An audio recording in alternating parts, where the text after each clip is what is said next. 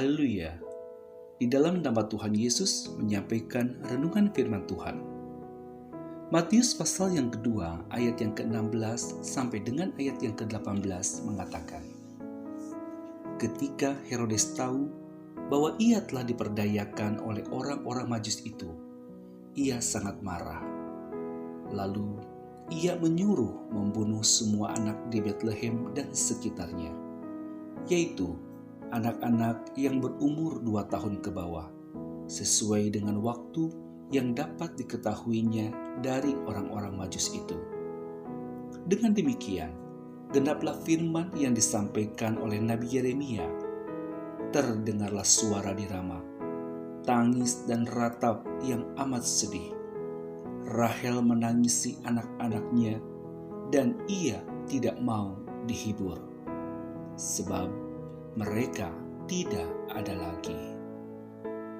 Peristiwa yang sangat menggemparkan, karena di Betlehem semua anak yang berumur di bawah 2 tahun diperintahkan untuk dibunuh.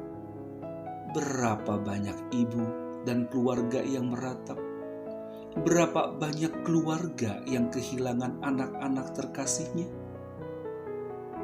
Tetapi apa yang terjadi pada masa itu sesungguhnya telah dinubuatkan oleh Nabi Yeremia yang tercatat dalam Yeremia pasal 31 ayat 15 sampai dengan 17. Beginilah firman Tuhan.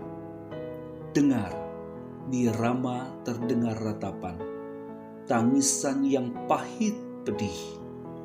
Rahel menangisi anak-anaknya.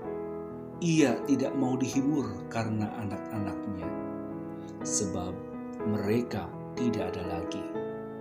Beginilah firman Tuhan. Cegahlah suaramu dari menangis, dan matamu dari mencucurkan air mata, sebab untuk jerih payahmu ada ganjaran. Demikianlah firman Tuhan. Mereka akan kembali dari negeri musuh. Masih ada harapan untuk hari depanmu. Demikianlah firman Tuhan. Anak-anak akan kembali ke daerah mereka. Firman Tuhan memberitahukan kepada kita, sekalipun terdengar tangisan yang pahit di Rama, tetapi masih ada harapan untuk hari depan.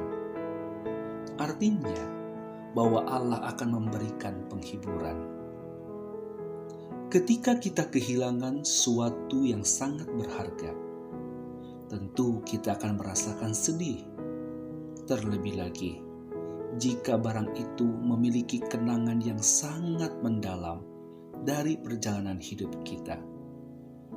Dan saat orang yang sangat kita kasihi terlebih dahulu meninggal, betapa sedih dan beratnya hati untuk melepaskan kepergiannya. Seakan-akan tidak ada yang dapat menghiburkan atau menggantikan posisinya di hati kita.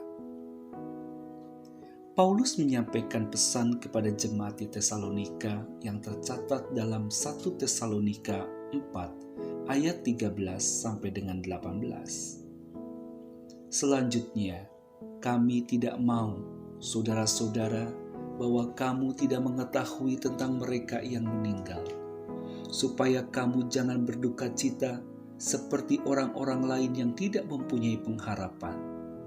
Karena jikalau kita percaya bahwa Yesus telah mati dan telah bangkit, maka kita percaya juga bahwa mereka yang telah meninggal dalam Yesus akan dikumpulkan Allah bersama-sama dengan Dia. Ini kami katakan kepadamu dengan firman Tuhan, kita yang hidup, yang masih tinggal sampai kedatangan Tuhan, sekali-kali tidak akan mendahului mereka yang telah meninggal. Sebab pada waktu tanda diberi, yaitu pada waktu penghulu malaikat berseru dan sangkakala Allah berbunyi, maka Tuhan sendiri akan turun dari surga, dan mereka yang mati dalam Kristus akan lebih dahulu bangkit. Sesudah itu, kita yang hidup, yang masih tinggal, akan diangkat bersama-sama dengan mereka dalam awan menyongsong Tuhan di angkasa. Demikianlah kita akan selama-lamanya bersama-sama dengan Tuhan.